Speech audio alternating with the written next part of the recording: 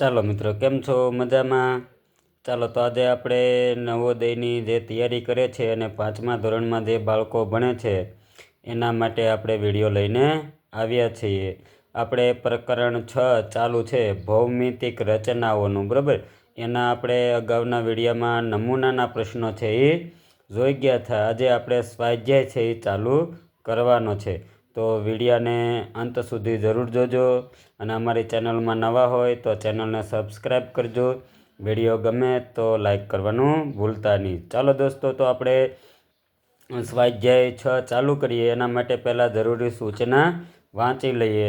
તો સૂચના છે, નીચેના પ્રત્યેક કોયડા એટલે કે સમસ્યા આકૃતિમાં, નીચે જે આપણને દરેક કોયડા સમસ્યા આકૃતિ આપેલી છે મિત્રો, એમાં ચોરસ, ત્રિકોણ અથવા વર્તુળનો, બરાબર ને, આ ખાસ તમારે ભૂમિતિની રચનાઓ યાદ રાખવાની છે મિત્રો. ચોરસ, ત્રિકોણ અથવા વર્તુળનો એક ભાગ આપેલો છે, બરાબર ને.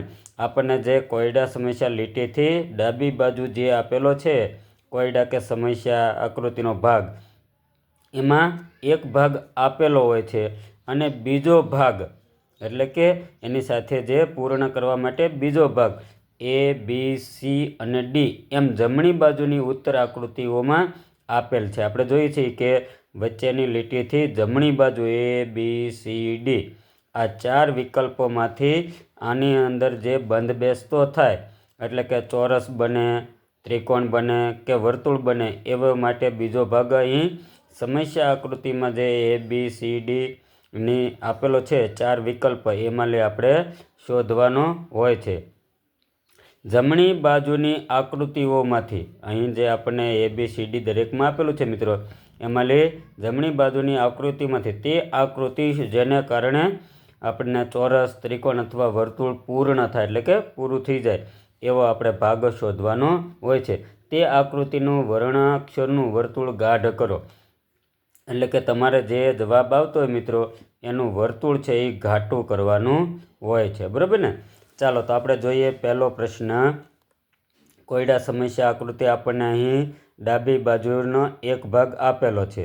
હવે આ ભાગમાં આપણે A, B, C અને D કયો ભાગ જોડીએ તો આપણને છે એ આકૃતિ ચોરસ બનવી જોઈએ, ત્રિકોણ બનવી જોઈએ કે વર્તુળ બનવી જોઈએ. તો આપણે અહીંયા જોઈએ છીએ ભાગ 1માં મિત્રો, તો આપણને ત્રિકોણની થોડીક રચના છે એ દેખાય છે, બરાબર ને. તો હવે સામે જે આપણને આપેલા છે એ 4 વિકલ્પોમાંથી આપણે કયો ભાગ લઈએ કે જેને કારણે આપણને અહીં ત્રિકોણની રચના પૂર્ણ થઈ જાય. તો અહીં તમે જોઈ શકો છો મિત્રો કે આ એક ત્રિકોણ બની ગયો, અહીં ત્રિકોણ, અહીં ત્રિકોણ. આની સાથે આપણે આવો બીજો ત્રિકોણ આવો ને આવો બનાવવો હોય તો આપણે આમાંથી કયો ભાગ છે એ લઈ શકીએ? તો કે આપણને એ જવાબ છે અહીં બંધ બેસતો લાગશે, બરાબર ને. તમે જોશો તો આ ભાગ જે છે એ અહીં ફિટ થઈ જાય, બરાબર ને. એટલે આવી રીતે ત્રિકોણ છે એ આખો બની જાય કે નહીં, બરાબર. તો આ આપણને છે એ પ્રશ્ન 1માં એ જવાબ છે એ સાચો છે, બરાબર મિત્રો. તમને સમજાય એ માટેથી હું અહીં સાચાની નિશાની કરું છું, પણ તમારે પરીક્ષામાં મિત્રો એવી નિશાની કરવાની નથી. તમારે જે વર્તુળ જે આવતો હોય એનું વર્ણાક્ષર જે આપેલું હોય છે OMR શીટમાં એ વર્તુળ તમારે આખું ઘાટું કરવાનું હોય છે અને કાળજીપૂર્વક મિત્રો પૂરવાનું છે. તમારે છે એ માત્ર બ્લેક અથવા બ્લુ બોલ પેનનો જ ઉપયોગ કરવાનો છે. ઓકે મિત્રો, ચાલો જોઈએ હવે બીજો પ્રશ્ન. તો બીજો પ્રશ્ન તમે જોશો તો અહીં આપણને આવી રીતની આકૃતિ આપેલી છે અને આટલો ભાગ છે એ કટિંગ કરેલો છે, બાકી છે, બરાબર ને. તો હવે આ આકૃતિમાંથી આપણે કેવી આકૃતિ મિત્રો બનાવી શકીએ?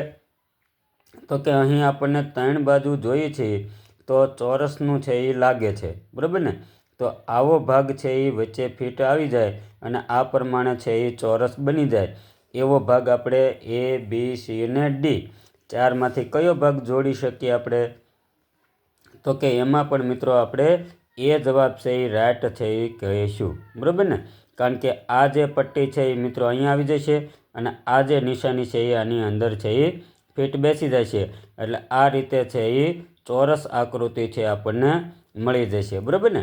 એટલે બીજા નંબરની આકૃતિમાં આપણે એ જવાબ છે એ સાચો જવાબ કરીશું.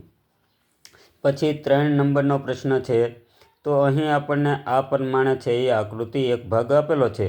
તો હવે આના પરથી આપણે કેવો આકૃતિ બનાવી શકીએ? ચોરસ બનાવી શકીએ, ત્રિકોણ બનાવી શકીએ કે વર્તુળ બનાવી શકીએ? તો આપણને અહીં ત્રિકોણનો ઘાટ છે એ દેખાય છે, બરાબર ને? તો ત્રિકોણમાં બનાવવા માટે આમાંલી હવે કયો ભાગ આપણે જરૂરી લાગશે? તો કે આપણે એમાં ખાસ કરીને મિત્રો છે એ આ ભાગ છે એ અહીં સપાટ છે, તો આ ભાગ છે એ એકદમ સીધો અહીંયા ફિટ બેસી જાય અને આ રીતે અહીં ચાંચ આવી જાય એટલે ત્રિકોણની રચના છે એ થઈ જાય, બરાબર ને? એટલે કે ત્રીજામાં આપણે સાચો જવાબ સી આપણો રાઈટ જવાબ થશે. પછી ચોથો પ્રશ્ન જોઈએ મિત્રો. તો ચોથા પ્રશ્નમાં તમે જોશો તો અહીં આપણને આ પ્રમાણે છે એ એક ભાગ આપેલો છે. તો હવે આપણે એમાંથી કઈ નિશાની છે લેશું કે જેને કારણે ચોરસ બને, ત્રિકોણ બને કે વર્તુળ બને? તો આપણને ખબર છે કે અહીં આપણે ત્રિકોણની રચના છે એ કરી શકીએ, બરાબર ને મિત્રો? તો આ ભાગની સાથે આપણે કયો ભાગ જોડી શકીએ? તો કે આપણને એક માત્ર એવો દેખાય છે કે સી જે પ્રશ્ન છે એ ભાગ આપણે જોડીએ એટલે ત્રિકોણની રચના છે એ થઈ જશે, બરાબર ને? તો આપણે ચોથામાં સી જવાબ છે એ રાઈટ આન્સર કરીશું, બરાબર? પછી જોઈએ પાંચમો પ્રશ્ન. પાંચમો પ્રશ્ન આપણને જોતા છે એ એકદમ છે એ સરળ છે એવું લાગે છે, બરાબર ને?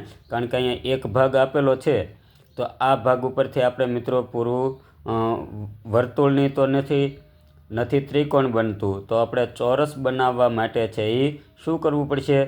તો કે ચોરસ બનાવવા માટે આટલો ભાગ હોવો જોઈએ અને આવી રીતે જમણી બાજુ છે આ જે ભાગ કટિંગ છે ત્યાં એવો ભાગ ફિટ થઈ જાય એવું આપણે જમણી બાજુ છે આવું વર્તુળવાળું જોવું પડે. તો એવું આપણને ક્યાં આપેલું છે મિત્રો? તો કે ડીમાં આપણને આપેલું છે, બરાબર ને? એટલે આ છે એ ભાગ છે એ અહીં ફિટ બેસી જાય તો આખું ચોરસ રચના છે એ બની જાય, બરાબર ને મિત્રો? તો આવા સહેલા પ્રશ્નો પણ છે એ પૂછાતા હોય. 2018ની છે એ નવોદયની એક્ઝામમાં આ પ્રશ્ન પૂછાઈ ગયેલો છે, બરાબર?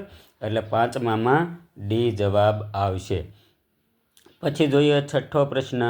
તો છઠ્ઠો પ્રશ્ન આપણે અહીંયા જોઈશું તો અહીં આપણને કેવી નિશાની દેખાય છે? તો કે આપણને ત્રિકોણ દેખાય છે. પણ હવે ખાસ ધ્યાન એ રાખવાનું છે મિત્રો કે આપણે બીજો ભાગ જોડવાનો છે અને પછી ત્રિકોણ, ચોરસ કે વર્તુળ બનવું જોઈએ.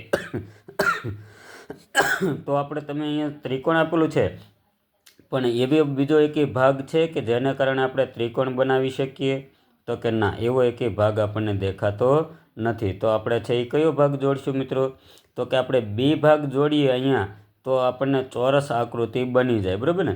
આ ભાગને છે આપણે અહીં જોડી દઈએ એટલે આપણને શું થશે? તો કે આપણે છે એ ચોરસ રચના છે એ કરી શકીએ. પણ આપણને મિત્રો કીધેલું છે અગાઉ કે તમારે એને ગમે તે રીતે છે એ આડું, ત્રાસું, બરાબર, અવળું એવી રીતે તમારે એને ઘડિયાળની દિશામાં કે વિરુદ્ધ દિશામાં ફેરવવું પડે તો પણ આકૃતિ પૂર્ણ બની જતી હોય છે. તો આપણે આ ભાગને છે એ ક્યાં રાખીશું?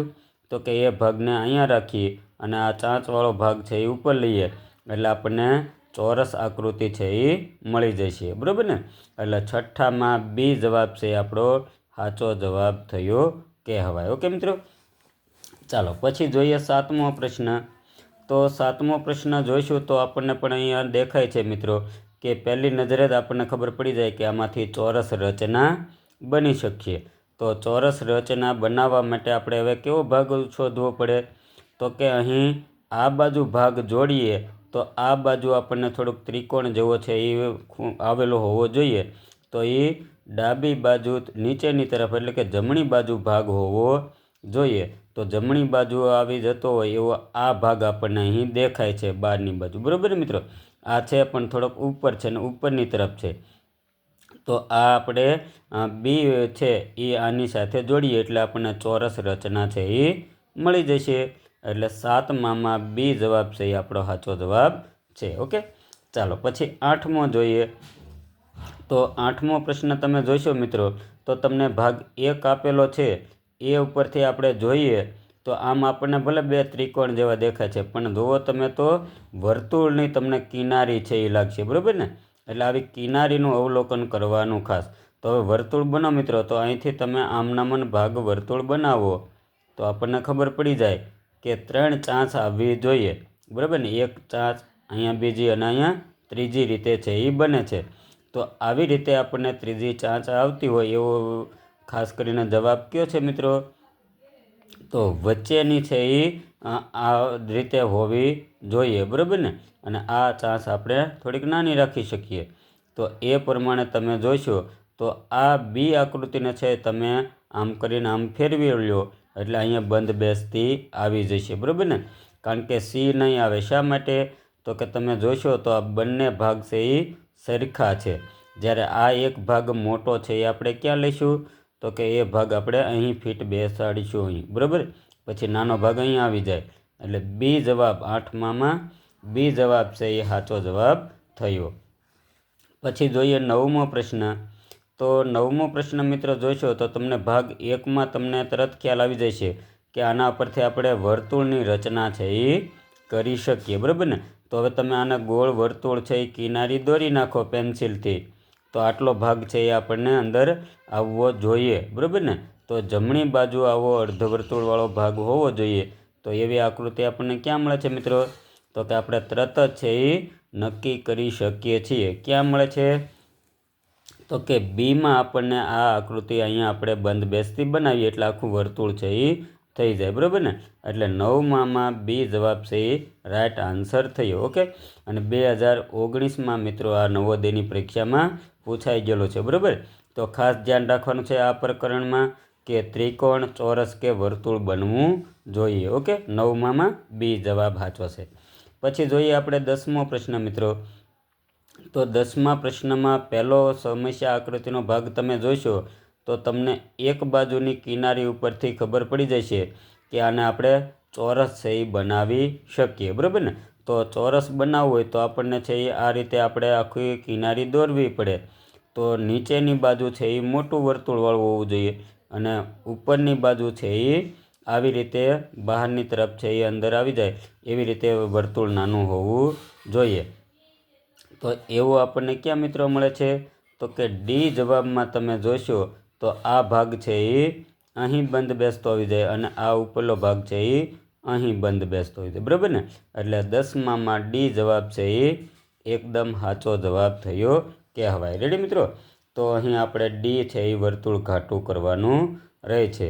તો આ વિડીયોમાં આપણે 1 થી 10 આકૃતિ જોઈ છે. ફરી પાછા મળીશું મિત્રો ત્યારે આપણે અગાઉની આકૃતિ છે એ જોઈશું. Thank you for watching my YouTube channel.